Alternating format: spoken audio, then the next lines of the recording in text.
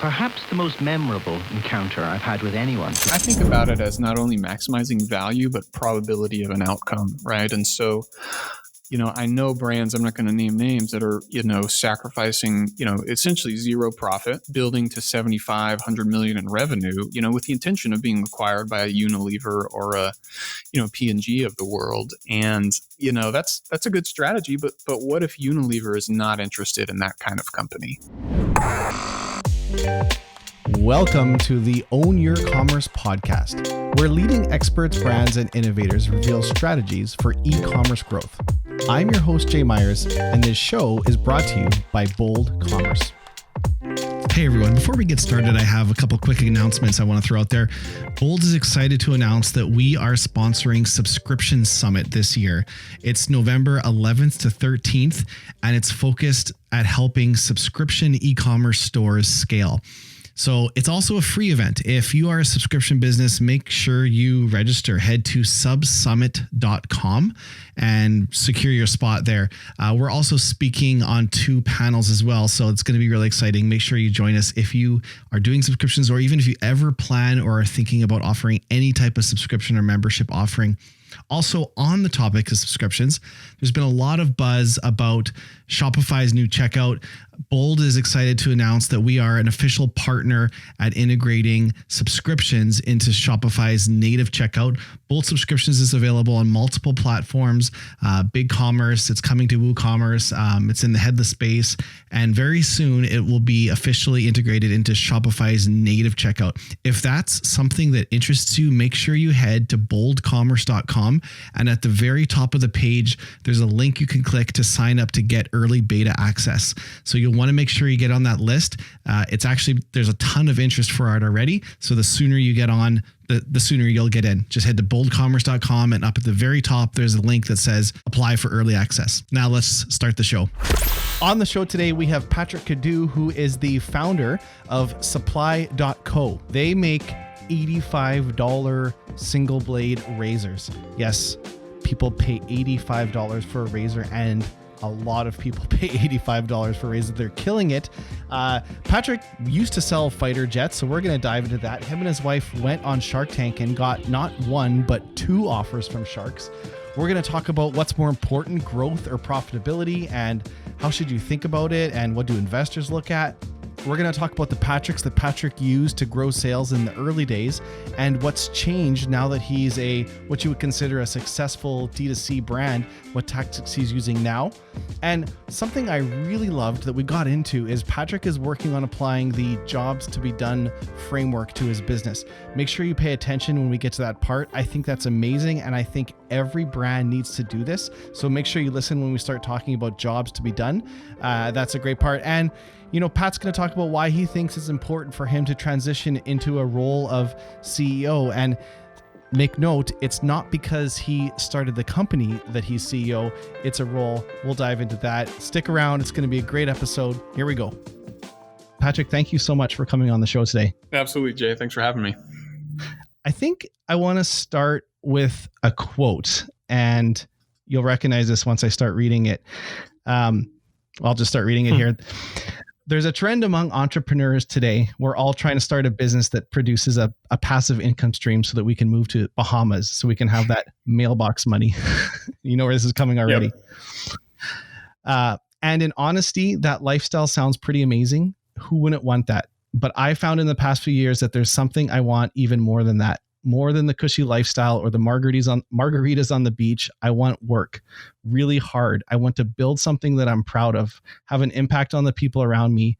I want to go to bed at night exhausted and wake up and do it all over again in the morning. This was something you wrote on your company's Instagram page a little while ago. What's the spirit behind this quote? Where does this come from? Yeah, it's funny. I haven't actually thought about that quote in years. I think Jennifer, my wife, probably reposted it recently. So that is a blog I wrote when I first left my corporate job in 2017. And part of the mental calculus of, leaving behind, kind of a cushy 6-figure job is, okay, I can't really I don't know any people that have left a 6-figure job and started a company and started making that money immediately. And it certainly wasn't my story. We were ramen noodle, range in our first few years. And so anyways, the mental calculus is like, why are you doing this? What's important? And it can't be about the money, because you're taking a downgrade in your lifestyle. And, for me, frankly, and it's true today, like the money isn't what matters to me, about building my business. What matters is doing something I'm proud of and that I enjoy at the end of the day. And that's kind of where that quote came from. And, it's not rocket science, but like I've found it to remain true since I wrote that, 3.5 years ago, that the times where I'm most fulfilled and most passionate are the times when I'm not even thinking about the business numbers, right? I'm thinking about how to grow the business, how to make an impact on our customers, how to be creative and have fun, and create an environment for our employees and our customers. So that's kind of where that thought process came from. Well, it really resonated with me. I can appreciate and I respect that feeling, because that is exactly that my sentiment as well too. You worded it a lot more eloquently than I could have, but it really resonated with me. So speaking of that, so before, where you came from, you sold fighter jets. I don't know, the not topic of the show is not fighter jets, but who sells fighter jets and who buys them?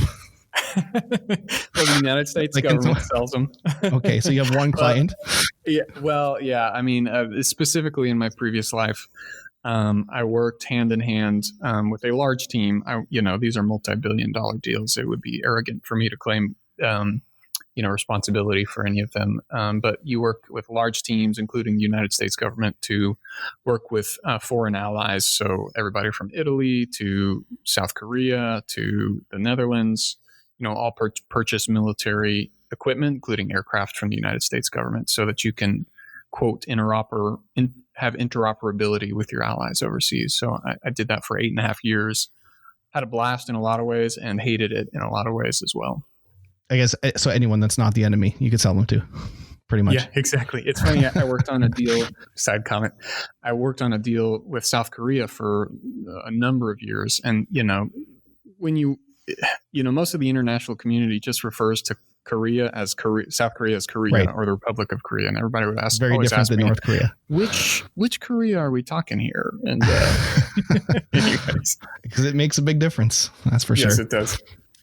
Okay, so let's jump into supply, which is what we want to dive into today, obviously. So, what is it and why? Yeah, so we are a premium men's grooming and shaving company. We started in 2015. Our original flagship product was, and still is, something called the Single Edge. And it's a solid metal single blade razor.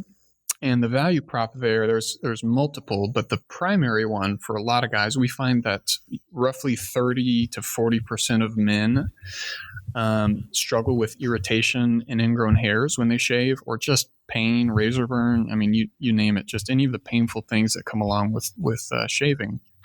And a large, in fact, I think the primary, if not the only reason that guys struggle with those things is because they're using multi-blade razors when they should be using a single blade. So there's a little bit of personal history there. I've always struggled with that. And along the way, I found, the gospel of the single blade razor, and fell in love with that old style of shave that our grandpas and, really everybody prior to 1970 grew up using, and cleared up all of my issues almost overnight.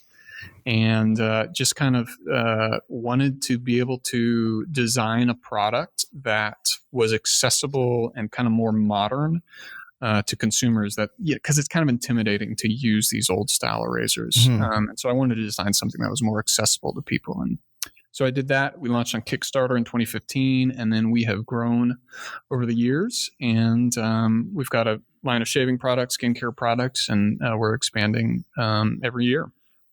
So this might be a stupid question, but can you not buy a single blade razor in the stores? Is it a Sure. Yeah, you can buy, the common, everybody's like a big single blade razor, right? Those plastic throwaways. Right.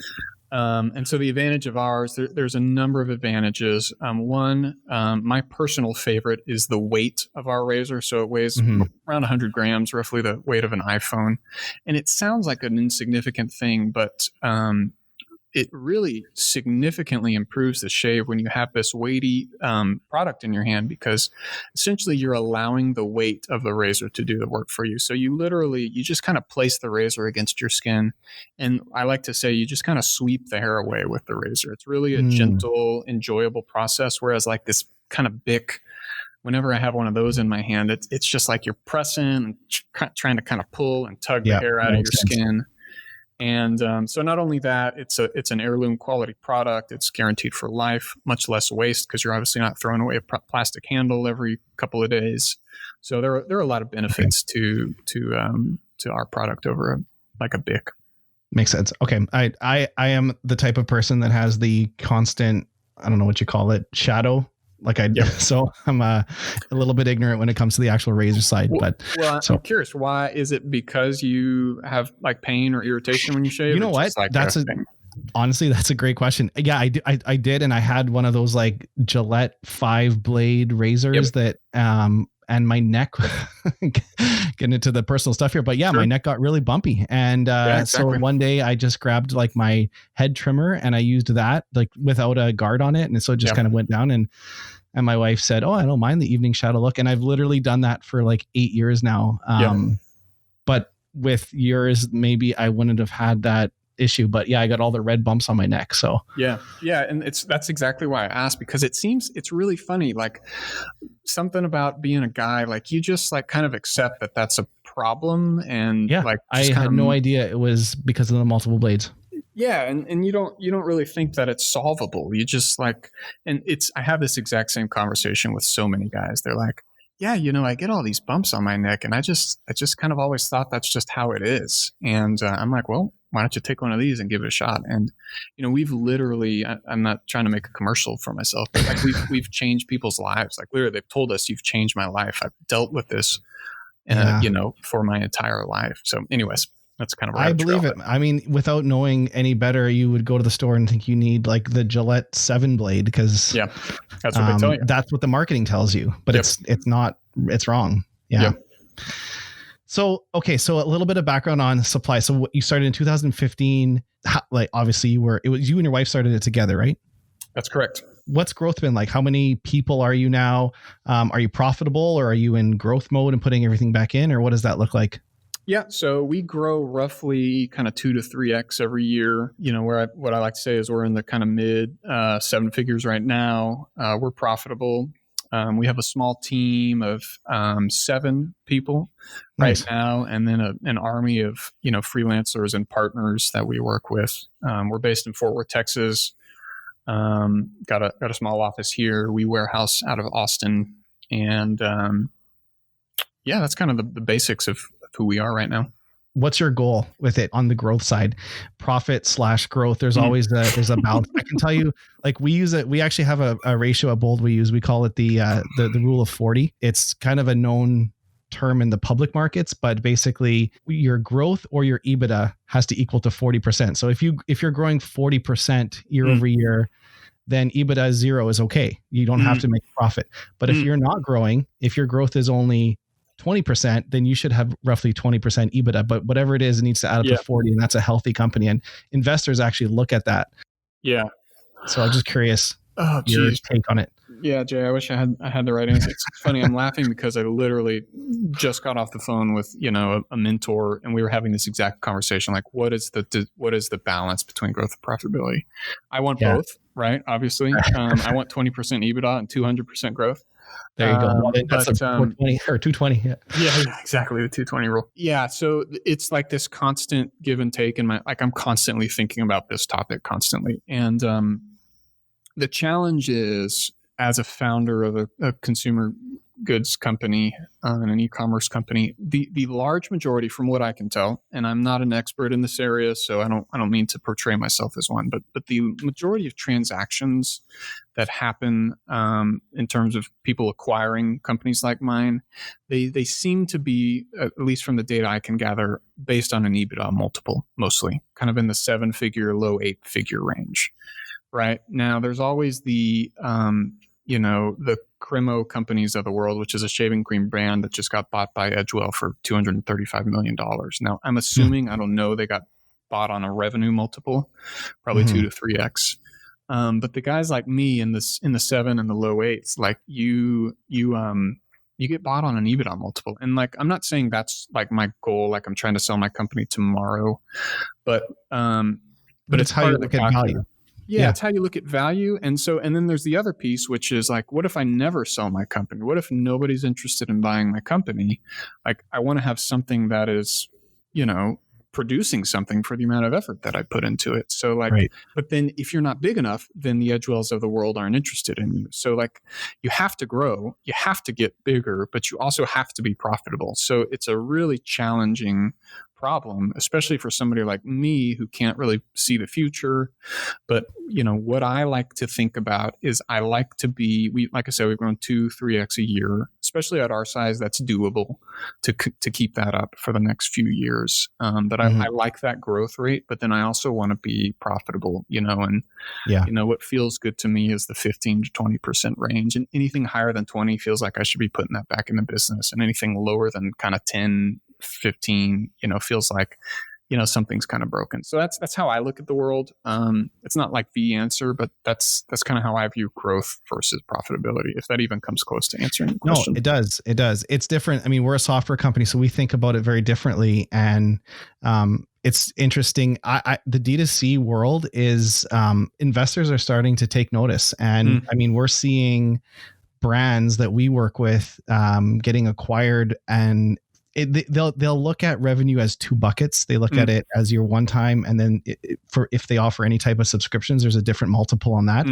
But one time revenue is a multiple of EBITDA, and it's usually, we see 3 to like maximum 6 EBITDA. But then subscription revenue, they take completely different. And we're seeing valuations the same as software companies get, like 8-10x annual recurring revenue, which is which to me is like super encouraging, that you can build a product company that's doing $1 million in product subscription, and you've got a $7 or $8 million company. Like that wasn't the case 5-6 years ago. Like investors have really focused on product companies, e-commerce now. So well, it'll start to become definitely a focus of yours, I think, is that because it's how you make decisions going forward. Yeah. And I think about it as not only maximizing value, but probability of an outcome. Right. And so, I know brands, I'm not going to name names, that are, sacrificing, essentially zero profit, building to 75, 100 million in revenue, with the intention of being acquired by a Unilever or a, P&G of the world. And, that's a good strategy. But what if Unilever is not interested in that kind of company? What if P&G, like your acquisition, you've kind of painted yourself into a corner in terms of what your outcomes are. And like, you've kind of made yourself beholden to, the board of directors at P&G determining like what's the future for them. And so the other thing I like to think about is like, what's kind of the probability of an outcome, so one outcome for me is, I build a $20 million company that's throwing off 20% cash. And, that's a quote lifestyle business, but that's a great lifestyle as far as I'm concerned.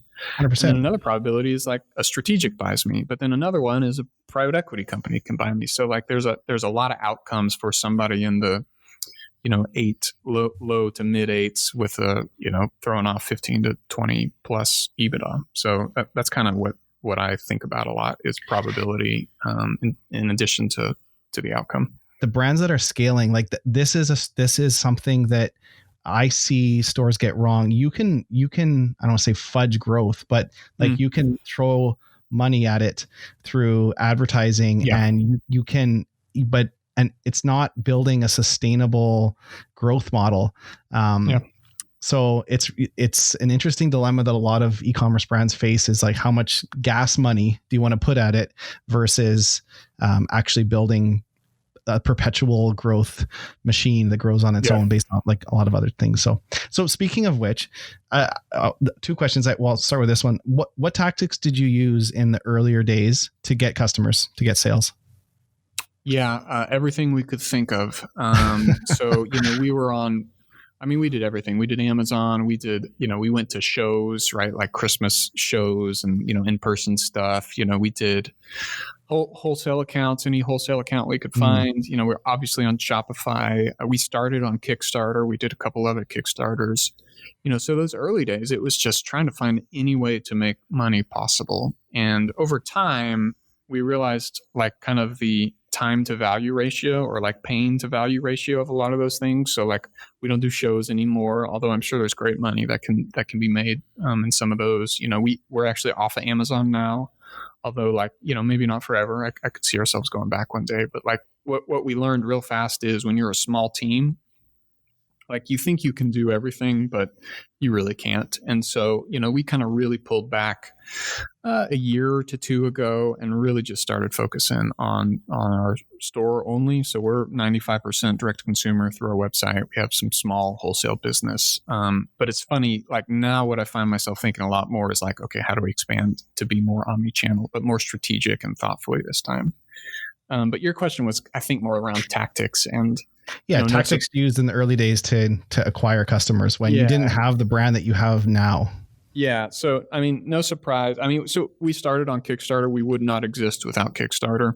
It was where we made our first dollar and our first $80,000. And then, from there it was forums, Reddit, word of mouth. We didn't start spending. This was like you going on forums and engaging conversation. Absolutely. Yeah, definitely. Yeah. All those things I just said, like going to shows, going to, throwing stuff on Amazon. We didn't start spending on Facebook until about like kind of 1.5 to 2 years in. That was a big part of our. Why not?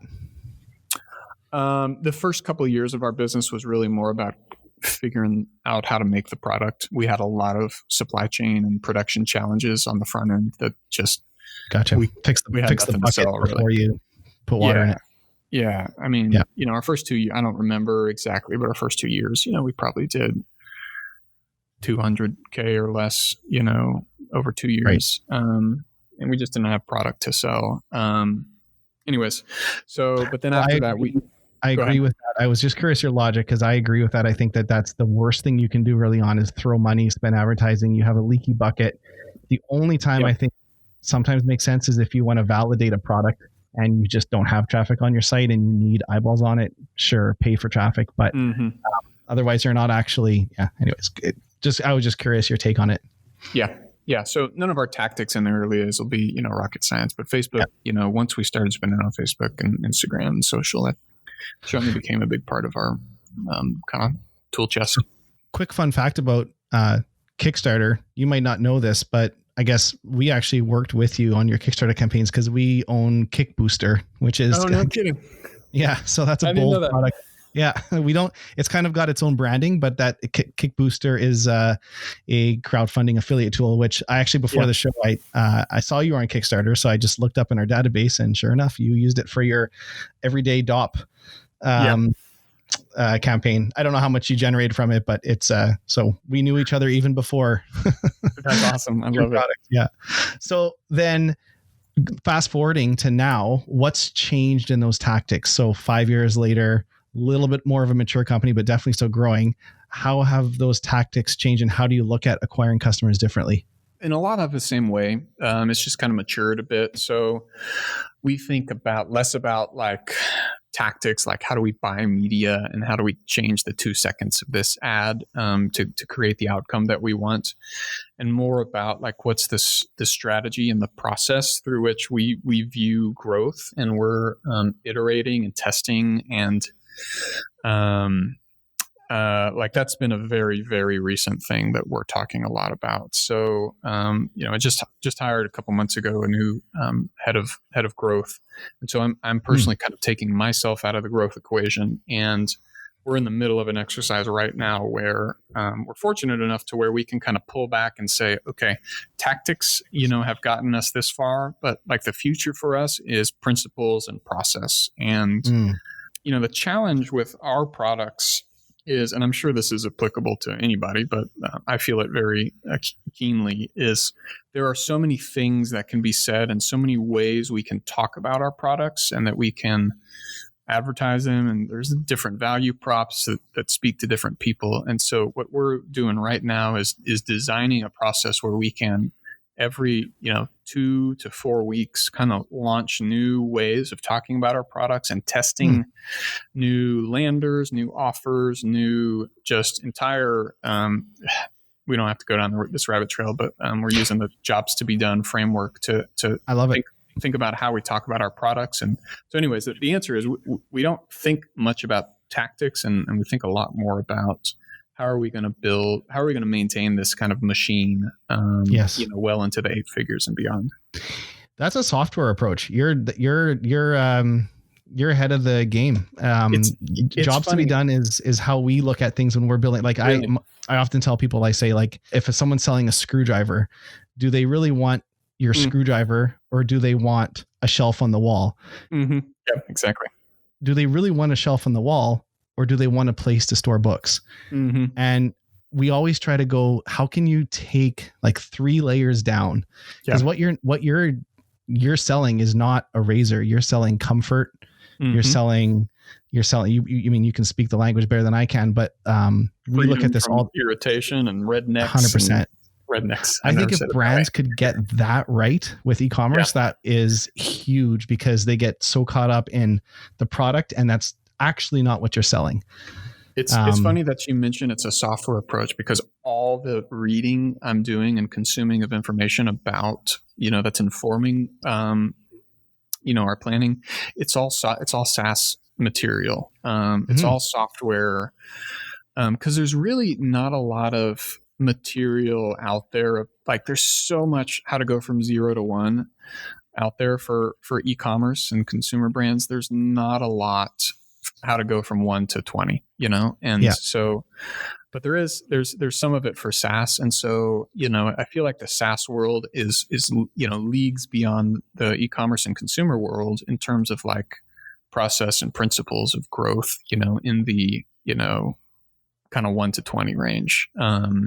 So all the reading I'm doing right now is all software, and it's trying to take those principles and apply them to what we're doing. And it seems like it would be very different, but I think there's so many similarities that it's not that much of a stretch to take software principles and apply them to packaged goods. I think you're smart to do it. I mean, like, it comes up with, for us, we, when someone asks for a feature in a product, it's always like, well, what are they actually trying to do? What problem are they trying to solve? And it's usually never that, like, this button has to go here. There's a different way to think about it. Anyways, so I love that, because once you know what the job to be done is of your product, that informs your copy, your marketing, your image, like everything about the way you position your company. Yep. Yeah, I'm excited. I'd like to pause to call out the importance of the jobs to be done framework of thinking. I'm so glad Patrick brought this up and is thinking this way about his business, because truly understanding what jobs your product do for your customers is critical to creating great marketing that actually works. There are a ton of resources and writings on it. jtbd.info is a great website. Also, the book simply titled Jobs to be Done. I encourage you to Google it and start applying this framework to the way you sell. And so you're going through that process right now. Is this a bit of an exercise with? Right. Yeah. Right now we're kind of rebuilding. We've had the fortune of like just kind of being able to rely on tactics and hacks to get us to where we are now, and not have to think very strategically about growth. And we're starting to get into the range to where, like, hacks aren't going to get us to where we want to be. So kind of taking a step back and really relooking at how we view channels and performance and messaging and positioning, et cetera, et cetera. So anyways, the answer to your question is we're kind of in the middle of a transition right now and trying to figure it out. And that's just some of the thoughts that we're working through literally right now. I listened to one of your podcasts back in January, and one of the things you said on it was you were doing Instagram paid advertising at the time, but you hoped you wouldn't be in the future. I guess one question is, are you still, and do you still feel that way? I don't remember saying that, but if I said it, I'll find it, Patrick. You said it. I don't believe it. Yeah, you're making it up. If I said it, it was probably in the context of like, I'd love to not have to spend money on Instagram to grow. Maybe, fair enough, right? fair enough. So, I mean, yes, it still applies. I'd love to. Leave it up to me to take it out of context. You did say something to that extent, but what I took from it was, you would hope you weren't paying to acquire customers, but maybe it was more along the lines of having that perpetual motion machine going. Yeah. I mean, look, I think you're always going to have to be paying somebody something in this world that we live in. And I'm not naive enough to think that I can build a business to the size I want to build it, completely on SEO or, a YouTube channel alone. And I wish that were the case. Maybe somebody out there has figured it out. Kylie Jenner maybe, but somebody like me who is not famous is going to have to pay a toll to somebody like Facebook, Instagram, etc. So I don't see that changing anytime soon. But man, I sure would love to not have to pay Mr. Zuckerberg to reach my customers. Yeah. But then it's interesting. I'm sorry. I just got to throw this in there. I heard, and this is just a soundbite that I may have taken out of context, but I heard some survey the other day where the large majority of Gen Z purchasers expect brands now to like find them where they are. So like, I don't know.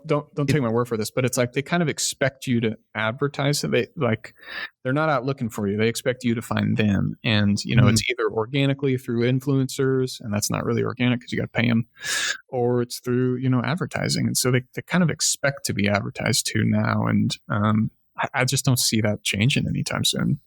Yeah, I would agree with that sentiment. Even for my own personal shopping, I actually rarely use Google and research, and it typically comes through social, through people I know, through the buying journey is less and less a Google search. I actually can't think of the last time I was like, I needed a product. I'm going to go to Google and search and do research. And I don't know. It just like, I'll throw it out to friends on social, or typically I have an idea of who knows that space well, but yeah, that's the micro influencer movement that a lot of people talk about. It's not the people with millions and millions of followers. It's how do you empower like your everyday customer who shops on your store to be a micro influencer? They might only be able to influence 5 people, but you want them, that guy who buys that razor, his friends around to get it. In the fall of 2019, Patrick and his wife appeared on Shark Tank. It was an event that he said changed his life and changed his business. Shark Tank isn't always what it appears to be, though. Although Patrick had 2 offers on the show, one from Kevin O'Leary and one from Robert Herjavec, and ended up taking a deal from Robert, it ended up not going through in the end. It would still, however, prove to be a massive impact on his business and an event he would later reflect on as one of the highlights of his life.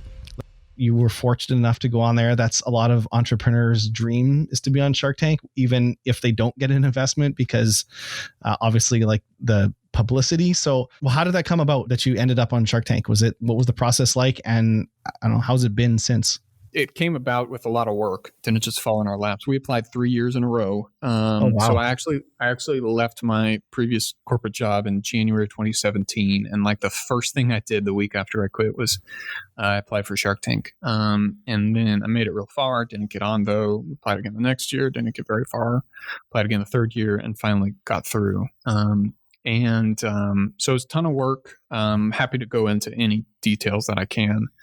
But at the end of the day, it was, I mean, I hate to say this because it sounds almost pathetic, but it was like one of the highlights of my life to date, obviously well behind, getting married and having kids, but, it was so much fun, especially doing it with my wife, who's my co-founder.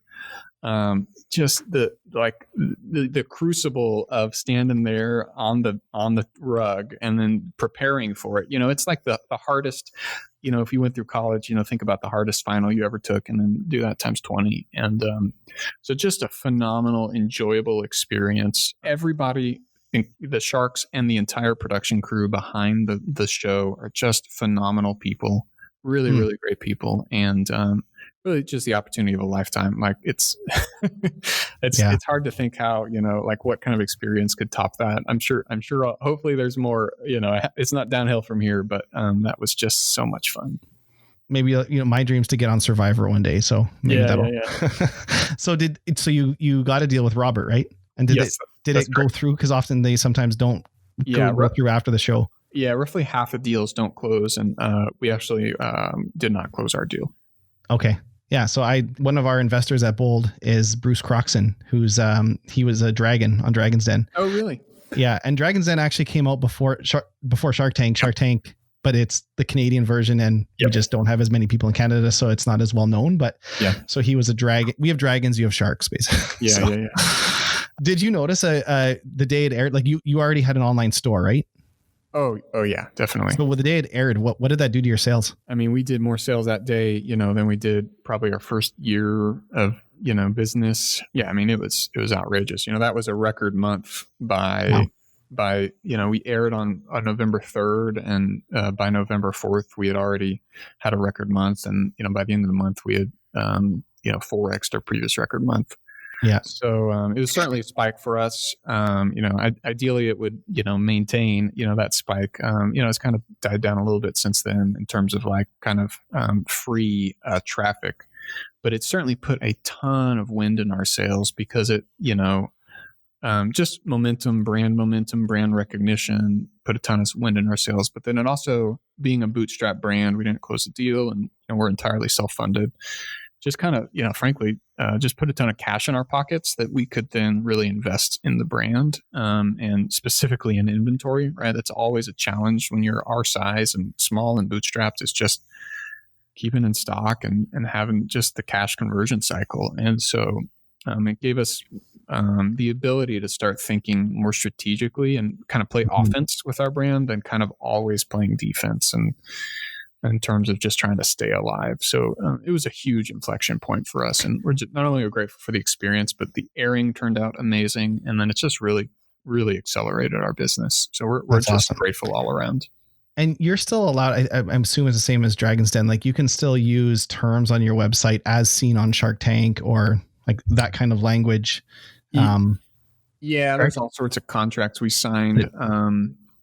But we can say that we were on Shark Tank for sure. Right. And there are some specific things we can't do, but for the most part, I mean, can you speak to why the deal didn't end up closing, or is that off the table? Can't speak to specifics, but just a difference in opinion on some of the specific terms. Fair enough. Which is that's.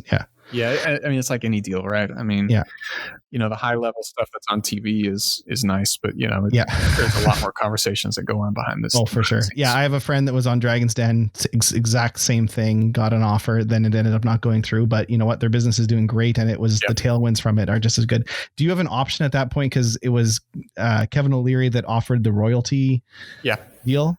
So, or is that still on the table when something else, or is it you only are negotiating with the shark that you accepted on the show? I mean, I'm sure I could go email Kevin and say, "Hey, you want to, make good on that deal? Still want $150 raise?" Yeah, exactly. But at the end of the day, I love the fact that I still own my business, my wife and I, 100%, and like I like the outcome, and I don't really want to go back to. Kevin's a great guy, but that didn't interest me. Yeah. Well, that's good. Well, congratulations either way. Like it's, we work with a lot of brands that end up on one of the two, Dragon's Den or Shark Tank. And it's quite common that I actually would say would be more than 50% that don't go through. That number I got from, I can't remember who did it. It may have been The Hustle or some newsletter did some big study, it was probably 2 years ago, where they went and they called, it's not like a scientific study, but they called like all the people who had done deals, and they got as many answers as they could. And they roughly found out that half of them ended up closing the deals.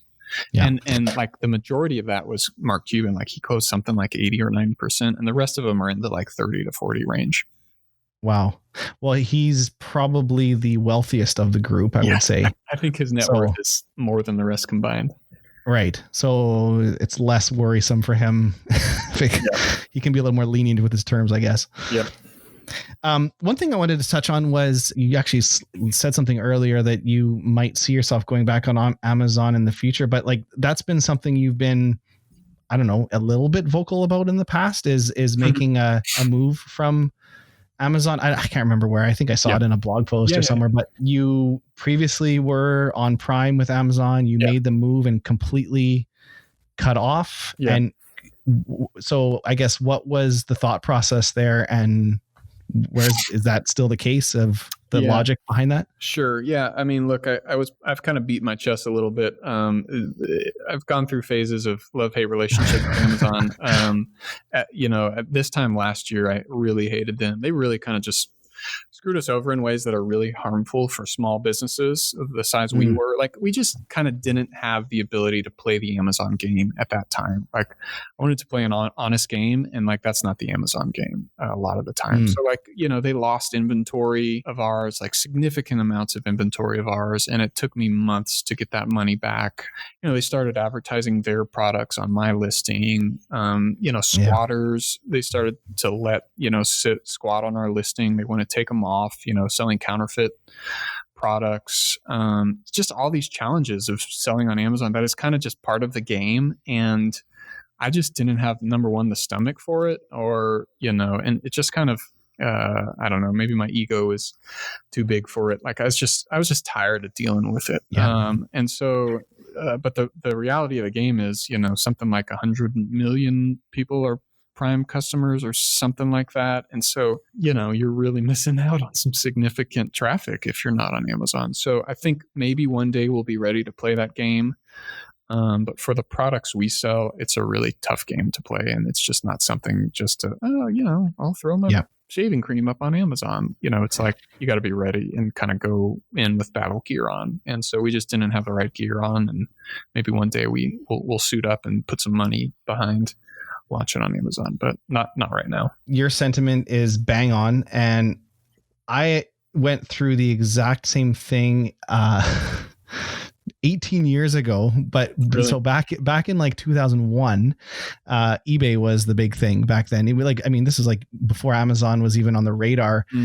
Everyone was selling on eBay. And so anyways, I had all my products on eBay, but also on my e-commerce stores. And, or actually first it was just eBay, but eBay had stores. It was actually very similar to Amazon, and, eBay could have definitely been what Amazon is now. They kind of took the wrong course, but, for me, it was, I had to decide, like, when you're essentially renting customers on eBay or Amazon. And at some point you have to decide if you want to build a brand and make that switch. And it's hard because you get off the nipple of Amazon or eBay or anything else. And I mean, good on you for doing that. And once you get yourself in a place where you have a strong brand, I don't personally see a reason not to, but never. I mean, Amazon does not have your best interest out in mind. They're clear about that. They they have algorithms to know what products are selling the best, and then at a certain point they will have a Amazon version of it, like it's or to sell advertising on top of it. But I was just curious, if that was still the case and where you were at with that. I think, the right strategy with Amazon is you're making a deal with the devil, and you just got to know that going in and, be ready to play that game. And I actually, I'm a customer. I'm a Prime customer on Amazon because it's just, there's so much easy stuff to, anyways, we won't go into it. But at the same time, I hate them. And I think they're a destructive force for, commerce and small mom and pop shops. And, but like, I'm also, a believer in, that they, provide a service that people want to purchase. And so anyways, it's just, you're kind of doing a deal with the devil, and you just got to play the game on their terms and be ready to, like I said, kind of go to battle. So we may go. I made a suggestion one time it was a DTC conference, and I was on a panel, and I think you're in a different position because you have a good brand now, and the majority of your sales are coming to your site, but a lot of brands are like 50-50, or they're even like 80% Amazon and 20% on their store. And one of the things I suggested, which really resonated, and a bunch of brands picked it up, was that on your site, because you're paying roughly it may be more than this, but it's like 15% and up to Amazon when you sell on them. So I encouraged a bunch of brands to find a charity, and every time someone bought on their website, make it clear that say, thank you for buying from us and not Amazon. We're donating 15%, which is what we would pay to Amazon, to this charity. And you can do that. It's not against Amazon's terms. I love that. And it gives that customer a really good feeling, because I try to shop from stores as much as I can. And I'm a Prime member too. And it's a little bit of a pain because you got everything in Prime and it's easy, but I'll take a couple minutes and I'll go and I'll search and see if on that website. And, if they say like, thanks for finding us and buying direct, we're going to donate 15% of this to this charity. Like, it just leaves that good feeling. So it's interesting. A lot of brands struggle with that. So what's your biggest goal next 12 months? Well, two goals, 12 months and 5 years. 12 months, 5 years. 12 months, if I'm sitting in this chair 12 months from now, I'm done with what I call what I'm going through this year, which is what I call the kind of transition from founder to CEO, which has been tough for me personally, right? So it's in case it's not immediately obvious, it's transition from you're doing everything to you're building a team and processes and empowering people to do everything. Ensuring that the company doesn't depend on me for survival, and in fact is doing a lot better without me, messing around with the details. So, made some progress on that past few months, made some really key hires, would like to make a few more over the next 8-ish months. But really it's more of a mindset and empowering other people and setting up processes and trying to become more of a leader. I just want to say I respect a ton that you understand that. It's just a personal pet peeve of mine that when someone starts a company and it's one person and their title is CEO. And my definition of CEO is someone who leads people around, really makes people around them the best version of themselves, and orchestrates strategy.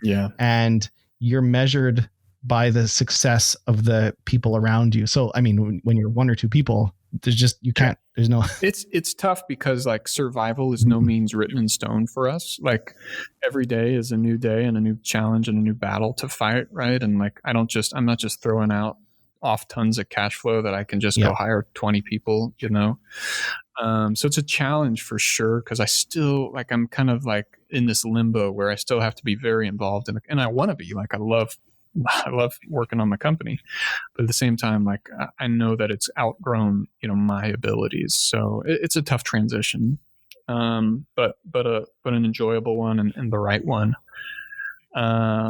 There's a quote I have on my wall. It's from a book called The E-Myth, and it says, I might butcher a little bit, but it's like, I love that book. If your business depends on you, you don't have a business, you have a job, and it's the worst job in the world because you're working for a lunatic. And yes, I am working for a lunatic. So I better start having other people work for that lunatic. I will make sure I put that in the show notes. Yeah, that's good. So anyways, 5 years from now, that's a great question, man. I'd love to be a lot, not just from an ego, like I want to be bigger, but growth is important to me. It's like, it's a sign of like something's working. So, I want to be bigger. I want to constantly, and like, I don't want to be doing the same thing I'm doing now. Right. I just want to be taking on new challenges. And so if that means like, we've been acquired by then, awesome. If it means I'm still at the helm, running the show, that's also awesome. I have a lot of fun doing what I do. So I don't have any like a specific 5-year goal, but it's just like, keep getting better, keep getting bigger and keep just kind of taking on new challenges. Like I just have a lot of dreams for where I want our brand to go in terms of who I want us to be and like the causes and the things I want us to support and the things I want us to stand for. And like those things take time. Like I had so many dreams 5 years ago when I started this company of stuff that I would do in the first 5 years. And I've gotten to like maybe 10% of them. And like, things are just taking so much longer, than I ever thought they would. And I don't think it's a bad thing. I think it's just a reality that, I think it was Bill Gates maybe that said, or maybe I'm making it up, we significantly overestimate what we can accomplish in, a week or a month. And then we underestimate what we could accomplish in a year. And so it's like the years that matter. It's not necessarily the weeks and the months. Yeah, it's interesting. I'm actually reading a book right now called Atomic Habits. And it's a lot about, forget goals, forget these big lofty goals. It's what are the processes that you're going to do every day between now and then that's going to get you there. Because you can have any goal, but we way overvalue. Like if you look back, in a common question, I was even tempted to ask you this, like, 'cause it's a question I would normally ask, but a question is like, what's been the one key to your success, or what's been the one biggest thing you've done? That's a terrible question. And we overvalue big important events when really what makes you successful is the thousands of small 1% increments every day.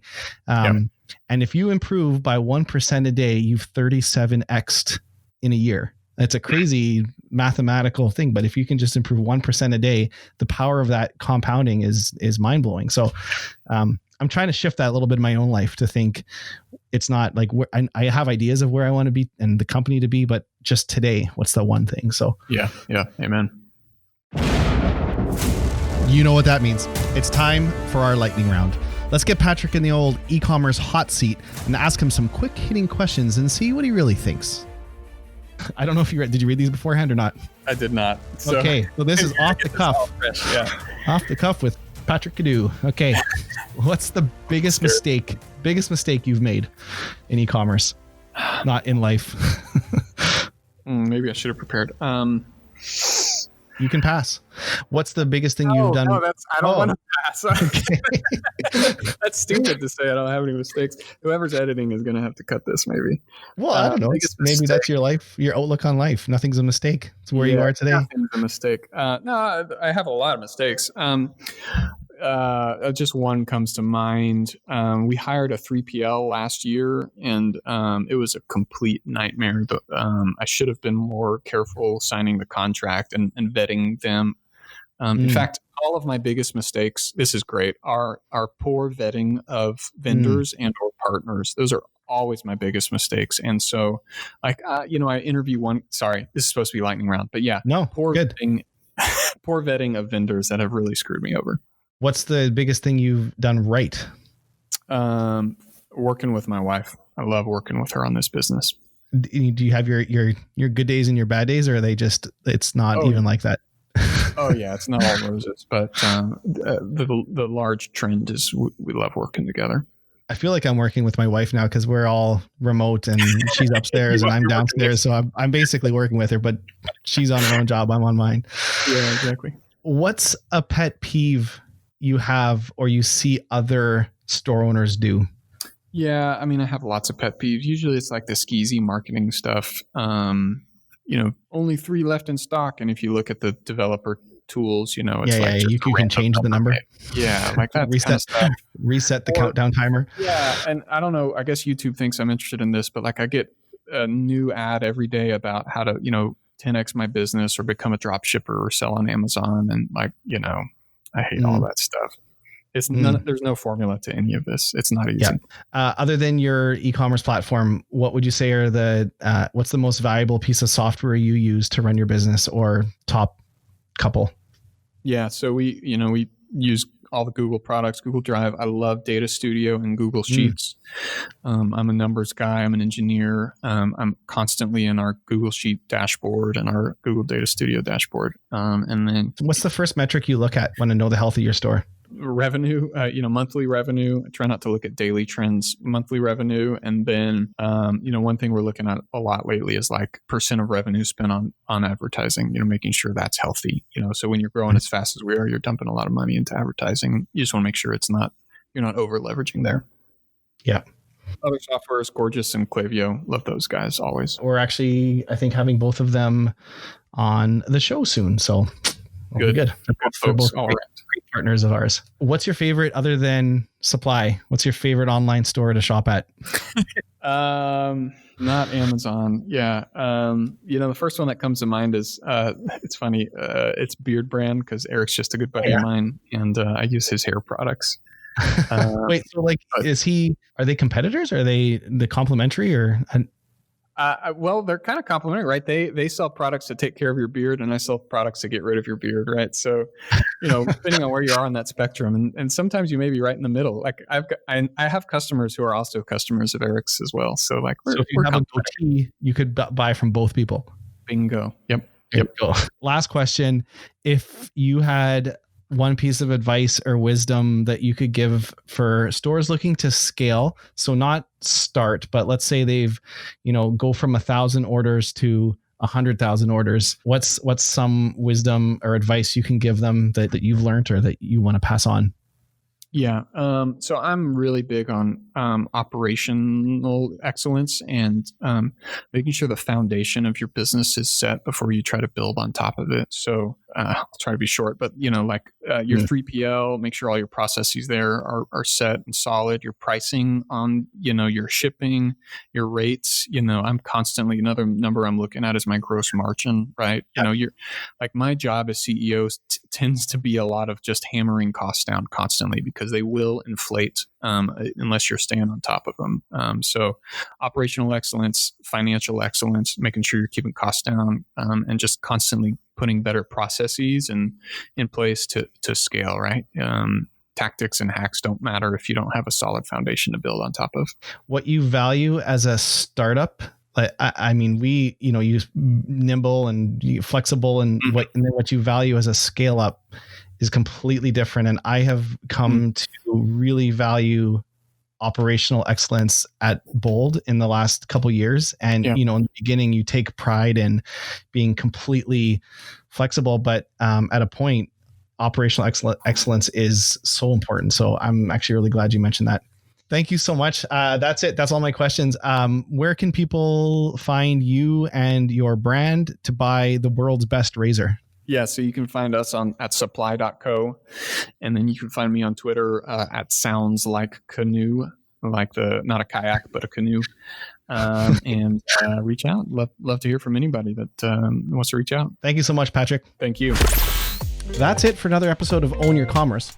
If what you've heard has helped you in any way, I'd love it if you'd leave us a review in iTunes or Spotify or wherever you listen to your podcast. It's a new podcast and reviews really help spread the word. And if you know someone you think that might benefit from this podcast, share it with a friend. If you'd like to learn more about Bold, visit boldcommerce.com. You can view all our past episodes, and if you have a story you'd like to tell, we'd love to have you on the show. You can apply to be a guest or suggest a guest on our website as well. That's all for now, and we'll see you next week.